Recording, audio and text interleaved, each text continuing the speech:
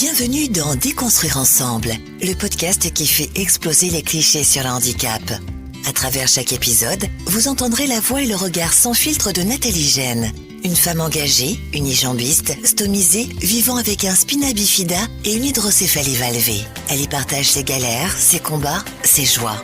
Et surtout, une vision directe, humaine et sans concession de la vie avec un handicap. Ici, on parle vrai, on rit, on doute, on déconstruit ensemble. Hello à toi et bienvenue dans Déconstruire ensemble. Aujourd'hui, on va parler d'un sujet qui fait rougir les oreilles, qui fait baisser les yeux et qui met tout le monde mal à l'aise. Un sujet qu'on évite dans les repas de famille, qu'on évite même parfois dans le cabinet médical.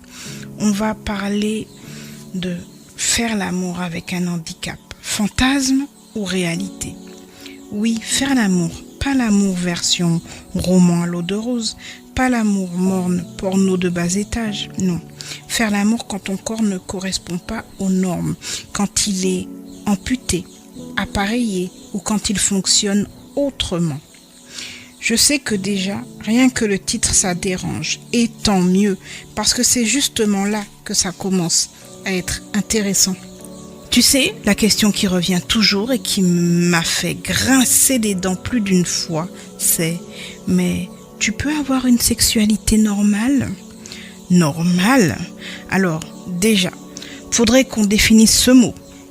Parce que si la normalité, c'est la position du Kama Sutra, page 28, jambes derrière la nuque, soyons honnêtes, même sans handicap, ça reste réservé à quelques contorsionnistes professionnels.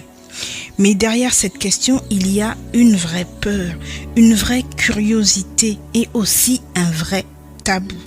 Les chiffres qui dérangent. Alors, parlons chiffres. Parce que les chiffres, ça coupe court aux fantasmes et aux clichés. En France, selon l'INED, 70% des personnes handicapées déclarent que leur vie sexuelle est soit ignorée, soit niée par le corps médical. 40% disent même qu'elles n'ont jamais eu de discussion avec un professionnel de santé sur leur sexualité. Et pourtant, près de 8 personnes handicapées sur 10 déclarent avoir une vie sexuelle active, adaptée, créative et parfois plus épanouie que la mienne.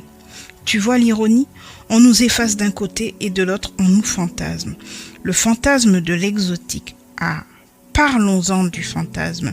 Parce que oui, soyons clairs, il y a un fétichisme autour du handicap. Ça porte même un nom. L'acrotomophilie. Oui, l'acrotomophilie.